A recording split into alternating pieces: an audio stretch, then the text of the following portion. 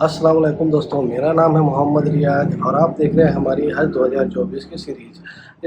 इस सीरीज़ में हमने अब तक 5 वीडियोज़ बनाए, जिसमें हमने फर्स्ट पार्ट, सेकंड पार्ट में आपको हज एप्लीकेशन कैसे फ़िलअप करना है उसके बारे में बताया। फिर हमने आपको हज कमेटी का जो गाइडलाइंस है 2024 का, उसका डिटेल दिया। उसके बाद हमने आपको हज के जो एक्सपेंसेस कैसे कैलकुलेट होंगे उसकी डिटेल्स हमने आपको एक्सप्लेन करके बताया।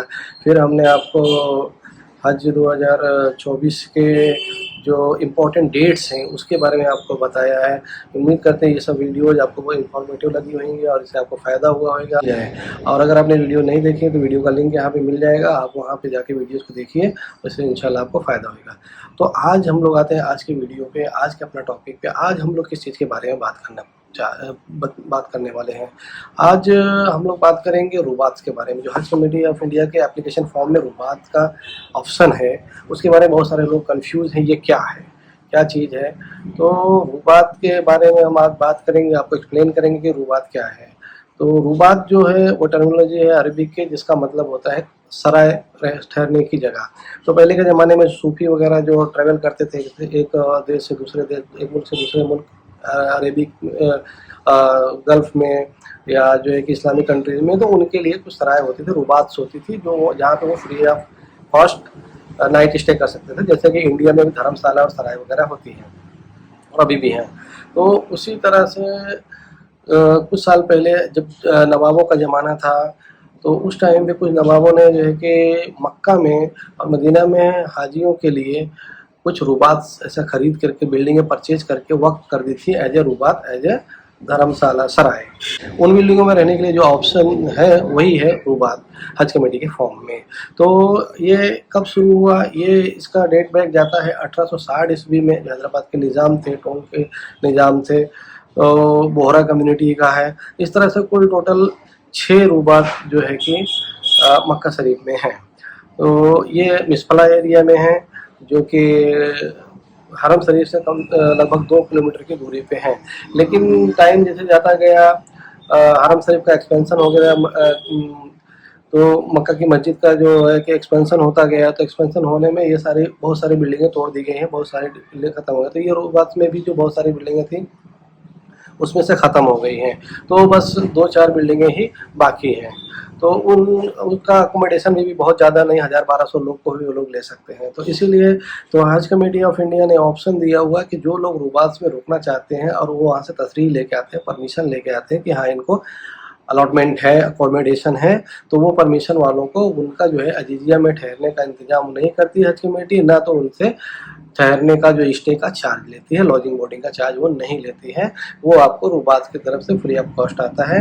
लेकिन जो ये रुबात है उसका जो तसरीह है, उसका परमिशन आपको 20 जनवरी 2024 तक वहाँ पे जमा कर देना है। अदरवाइज आपका जो है कि सिलेक्शन जो है वो अजीजिया में कर दिया जाएगा बाय डिफ़ॉल्ट।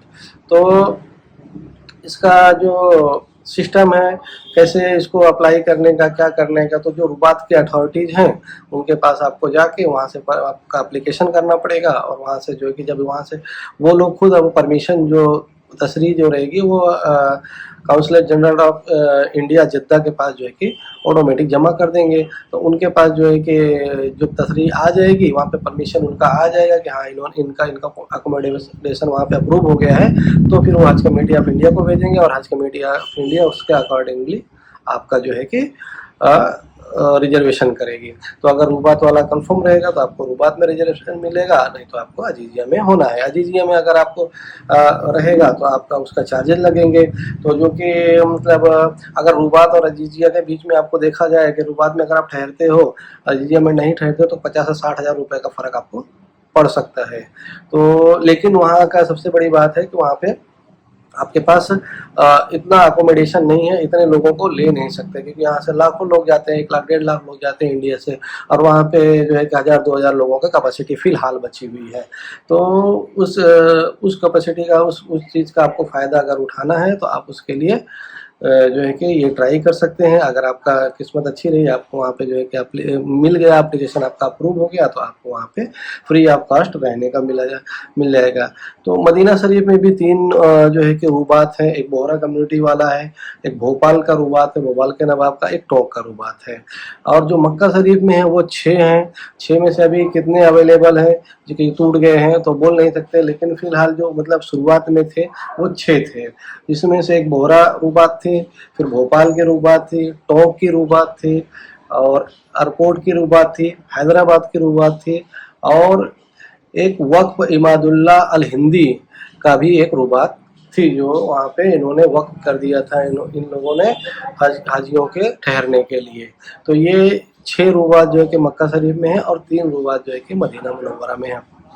तो इसमें अगर आपको अप्लाई करना है तो आप अपने हिसाब से वहाँ पे जो भी उनका अथॉरिटीज है वहाँ से पता लगा के, हज कमेटी के थ्रू आप वहाँ से पता लगा सकते हैं, हज कमेटी में कॉल करके, और उसके हिसाब से आप वहाँ जो है अप्लाई कर सकते हैं। अगर आप का एप्लीकेशन अप्रूव हो गया तो हज कमेटी आपके पास जब तसरीह आ जाएगी, परमिशन आ जाएगी, तो हज कमेटी आपको उसमें जो है कि आपका रिजर्वेशन करेगी। तो उस हिसाब से वो हज कमेटी आपसे वो स्टे का, लॉजिंग बोर्डिंग का, जो ठहरने का जो चार्ज है वो नहीं लेगी। बाकी सारे चार्जेज जो एयर फ्लाइट्स हैं और कुर्बानी के हैं और मक्का मदीना आने जाने के हैं, ट्रैवलिंग के हैं, वो सारे चार्जेज, हज के दिनों में जो मतलब मीना में ठहरना है, अरफात में, मुजदलिफा में ठहरना है, ये सारी चीज़ों का चार्जेस हज कमेटी आप लेगी। मेट्रो के चार्जेस आपके लेगी, बस फैसिलिटी के चार्जेस आपसे लेगी, मतलब सब कुछ लेगी। सिर्फ आपसे वही 50-60 हज़ार रुपया जो कि रूबात में खर्चे होने वाले, रूबात की तरफ से आपको फ्री होंगे, बचेंगे, वो चीज़ हज कमेटी आपसे चार्ज